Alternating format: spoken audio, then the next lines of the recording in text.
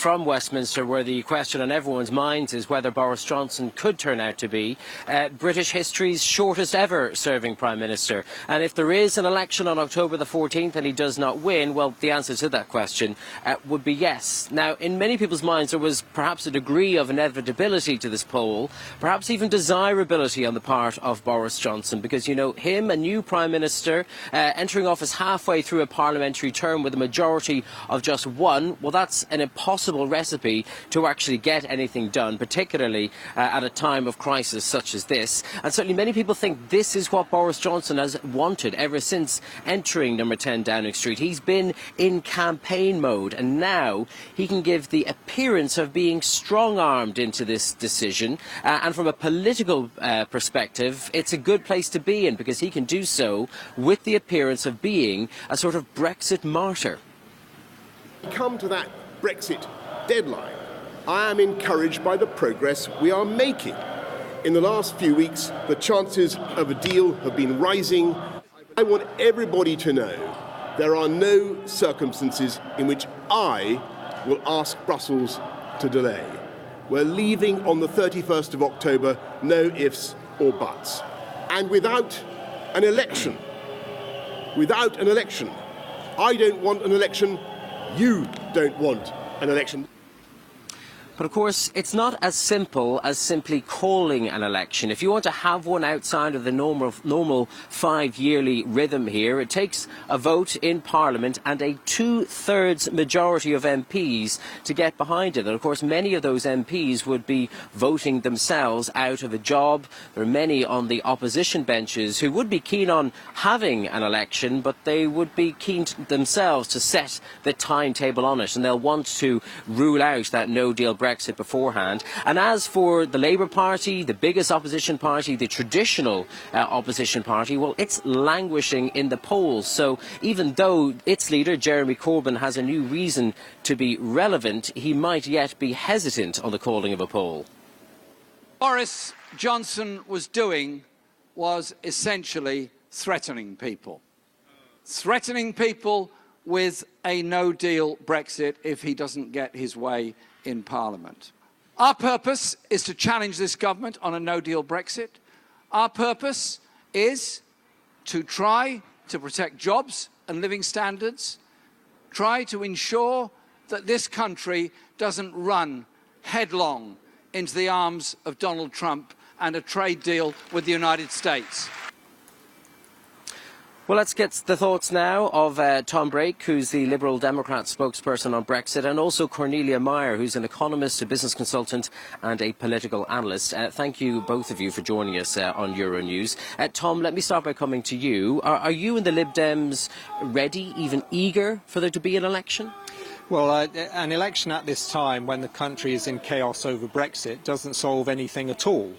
So we do not intend supporting Boris Johnson if he seeks to call a general election. In our view, what he would be doing is setting a trap. He would be running down the clock for another 5 weeks, getting us that much closer to the 31st of October with a view to crashing us out without a deal, something that he has no mandate for and which his own government have said would cause medicines, fuel and food shortages, so we're not going to help him in that way. Doesn't another election just a couple of years after the last one, offer another opportunity, though, to the general public to have their say on Brexit, even if not directly? Well, I think probably many people remember Brenda from Bristol it was, who said, oh no, not another election. Well, I don't think the country actually has much of an appetite for an election. And what they certainly don't want, in my view, is a further delay, a further running down of the clock, without us being able to resolve this issue. This issue, opposition parties have agreed we're going to resolve this by requiring Boris Johnson to seek an extension if he does not get a deal, allowing him to pursue a deal, although of course there's no evidence he's genuinely doing that. That is the way of solving this, not running down the clock in a general election, leading to an almost a guarantee that we will crash out on the 31st of October. Tom, stay with us. Let me bring in Cornelia Meyer. Who do you sense, Cornelia, has the upper hand going into this parliamentary standoff? Is it Boris Johnson or the so-called Rebel Alliance? Well, I think it's very hard to say. I mean, the Rebel Alliance may very well put through their law, but then if Boris Johnson gets his two-thirds majority, which he needs since we have a fixed term parliament, then he has outmaneuvered them. So we need to see what's happening this week to see who really in the end will have the upper hand.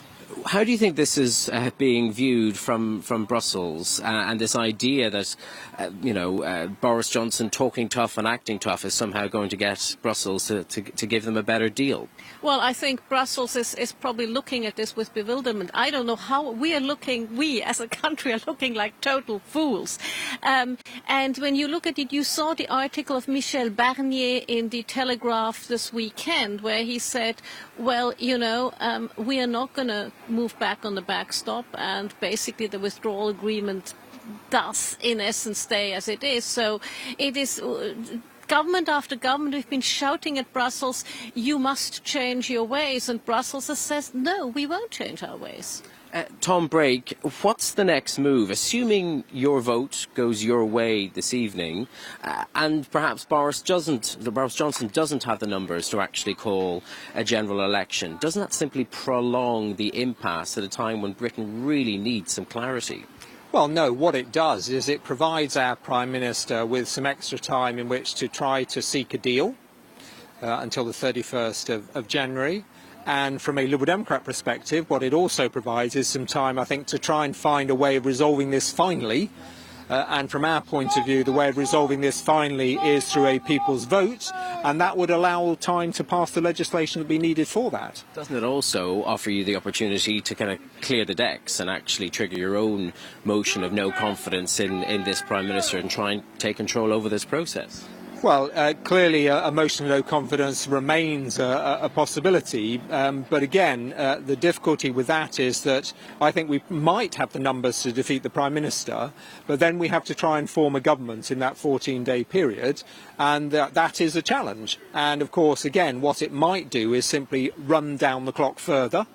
And then lead to, if no other government can be formed, lead to a general election. So it's all about trying to ensure that we come to a resolution rather than kicking the can down the road, which Boris Johnson is doing. Cornelia Meyer, final thought to you. Do you think the chances or risks of a no deal are growing or shrinking right now? I think it's binary. If the alliance gets through with this law, and if we get an extension, then we can probably sort things out. If as you said, if Boris runs down the clock, and we call a general election, we have a hung parliament, well then inadvertently, if we have a hung parliament, there's nobody to do anything, and we may inadvertently, against our will, land in a no-deal Brexit. Thank you for your thoughts today, Cornelia Meyer and Tom Brake.